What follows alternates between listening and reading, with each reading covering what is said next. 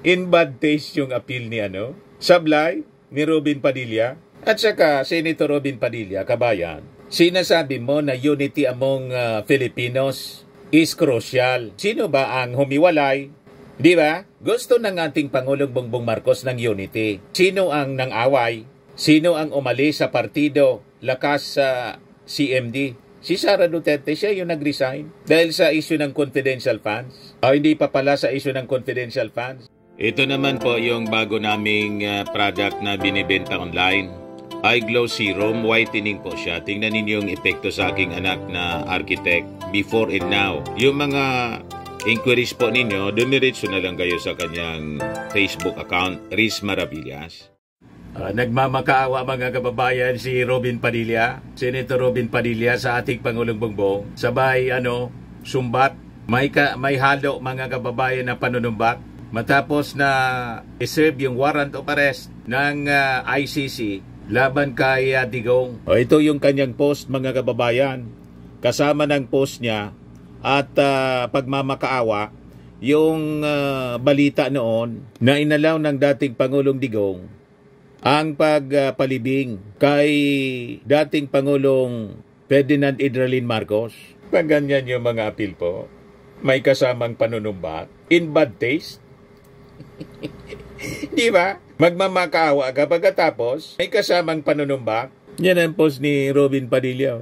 Mr. President, once upon a time when there was no one else to stand by you, my group supported and protected you. In our own humble way, we consider ourselves your friends and loyal supporters because we still believe that President Ferdinand Idralin Marcos Sr. was kidnapped and taken to a foreign land against his will, in defiance of our domestic laws.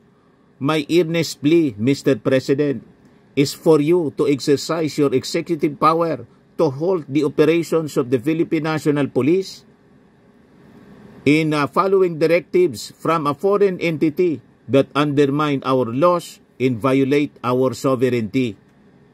Doon pa lang po, sablay na mga kababayan yung statement ni Robin Padilla. Kasi po, pinadaan sa Interpol ng ICC yung warrant of arrest. Kaya tayo po obligado to cooperate.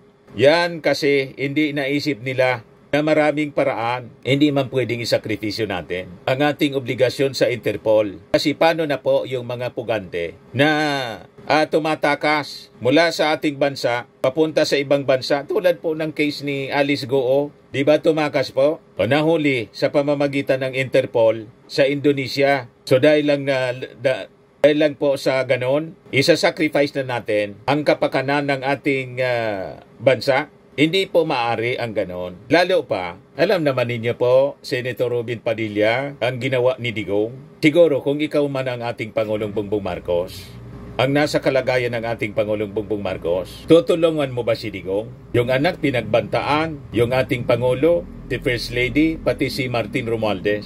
Si Digong, gustong patalsikin ang ating Pangulo, gustong gatungan yung armed forces. Alam na ninyo, walang tigil sa pag-aakusa ng ating Pangulo, bangag, weak leader. Tapos ngayon, nag-a-appeal kayo po ng awa, nagmamakaawa kayo para tulungan ng ating Pangulong Bongbong Marcos, si Digong. Asa pa kayo nagagawin yan ng ating Pangulong Bongbong Marcos? Sabi natin, sumobra kasi. Kung nanahimik sana si Digong, baka iba ang nangyari ngayon. Ayaw niyang manahimik, ayaw niyang tantanan ang ating Pangulong Bongbong. Ayan tuloy. Pero sabi nga natin, wala man kinalaman dito yung ating Pangulo. Kasi ang nagreklamo po, ang nag-file ng kaso sa dating Pangulong Digong, pribadong mga complainants, yung mga biniktima, yung mga biktima ng AJK. You see? Yan ang sabi niya dito. The fate of our beloved country now rests in your hands, Mr. President. We must consider the sentiments of our people, especially in these critical times when the world is shaping its future. Unity among Filipinos is crucial as we navigate this era of geopolitical conflict and trade wars. Tapos sabay post ng paglibing sa libingan ng mga bayani ng dating Pangulong Ferdinand Idralin Marcos. In bad taste yung appeal ni Sablay, ni Robin Padilla, at saka Senator Robin Padilla, kabayan. Sinasabi mo na unity among Filipinos is crucial. Sino ba ang humiwalay? Di ba? Gusto ng ating Pangulong Bongbong Marcos ng unity. Sino ang nang-away? Sino ang umalis sa partido? Lakas sa CMD. Si Sara Duterte, siya yung nag-resign dahil sa issue ng confidential funds. O hindi pa pala sa issue ng confidential funds. Dahil doon sa pagka-demote ni dating Pangulong GMA na nag-ambisyon na ikudita yung posisyon ni Martin Romualdez na proteksyon para sa impeachment ng ating Pangulong Bongbong. Sino ba yung nag-attempt? Sinimula ng kampo ninyo. Kaya nabiyak yung unity team. Tapos, sige yung maisugrali ninyo. Pinagmumura yung ating Pangulong Bongbong Marcos ni Digong at buong pamilya niya. Inakusahang bangag. May adik tayong presidente, paulit-ulit nung pangkampanya. Pagkatapos, sasabihin ninyo, unity for our Filipinos. Ikayo po ang cause ng division dito. Yung kampo ninyo, kampo ng Duterte. Kayo yung nang-aaway, nagbanta. Si Sara Duterte, pinaway ninyo. Di ba hindi? Kaya misplaced, mali.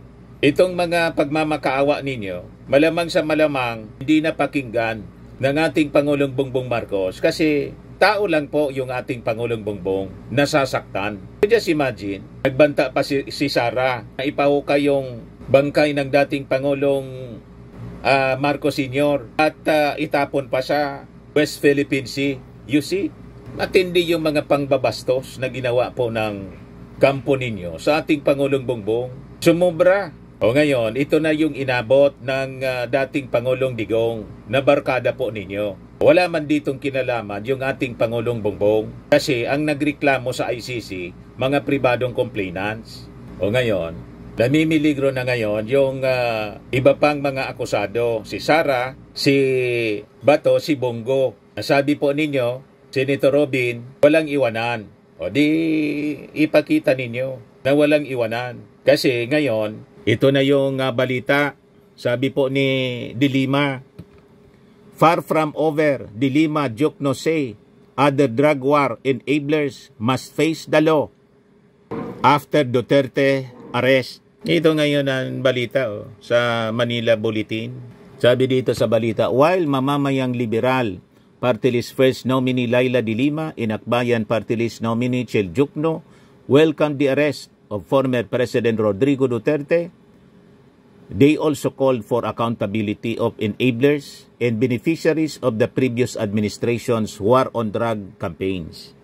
De Lima admitted that Duterte's arrest was deeply personal for her, having been imprisoned on trumped-up drug charges for nearly 7 years because I dared to speak out against Duterte's drug war. Sabi ni De Lima, today, Duterte is being made to answer, not to me, but to the victims, to their families, to a world that refuses to forget. This is not about vengeance, this is about justice finally taking its course.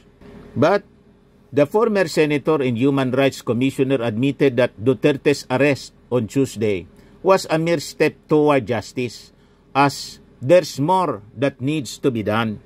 Those anya who have fought this long and difficult fight, your voices mattered, your courage mattered, and today the pursuit of justice continues.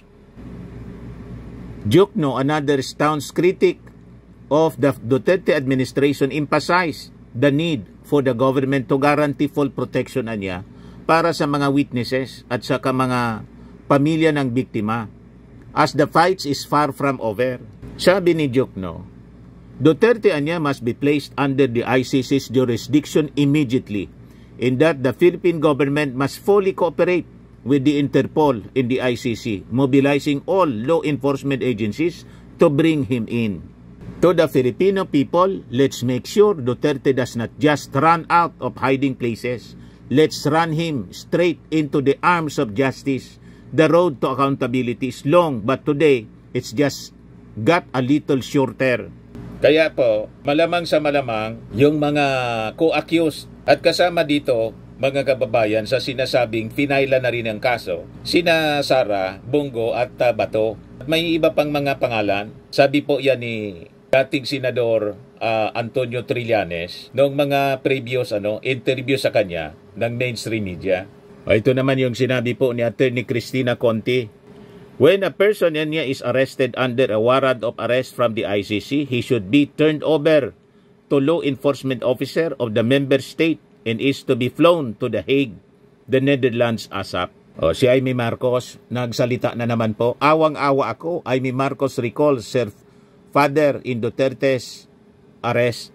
Senator Amy Marcos said on Tuesday that she was shocked and was in disbelief after she found out about former President Rodrigo Duterte's arrest for crimes against humanity. Awang-awa daw siya.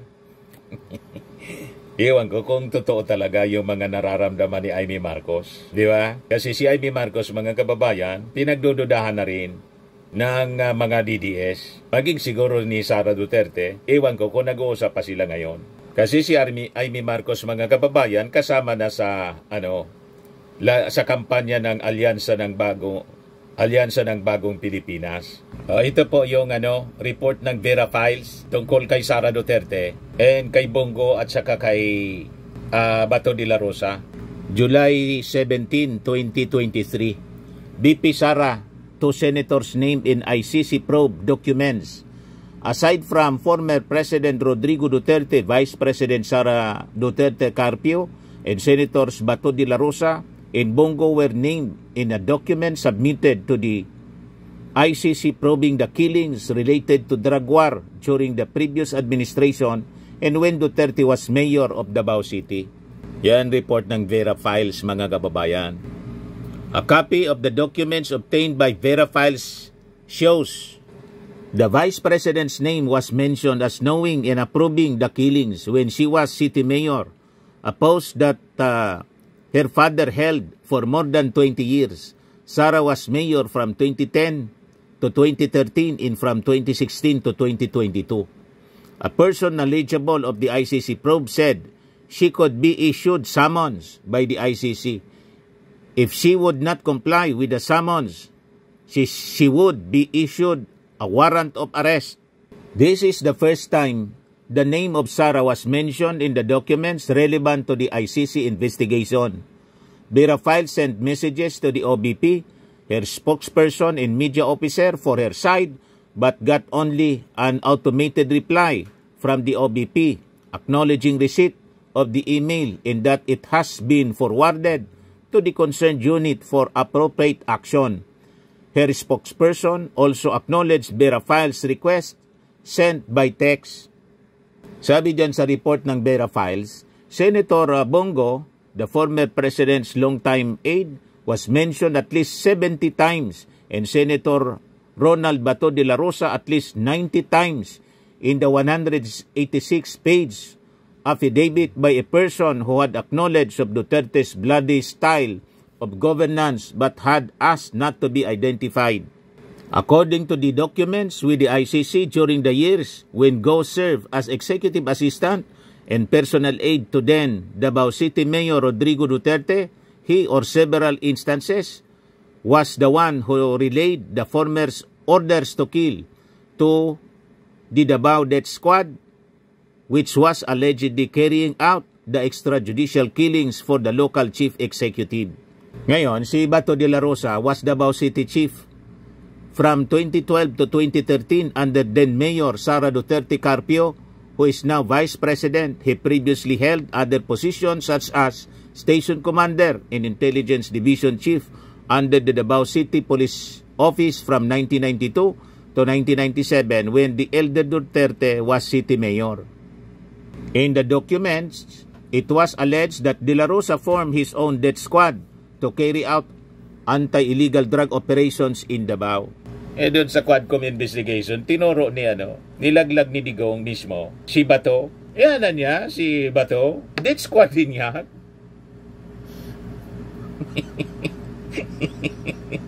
Kaya malamang sa malamang mga kababayan, kabado na ngayon si Sara, si Bongo, si Bato. Kasi with the arrest ng dating Pangulong Digong, siyempre iniisip nila, sila na yung susunod. So, kaabang-abang po ang mga susunod na mga pangyayari dito po sa pag-serve ng warrant of arrest kay Digong.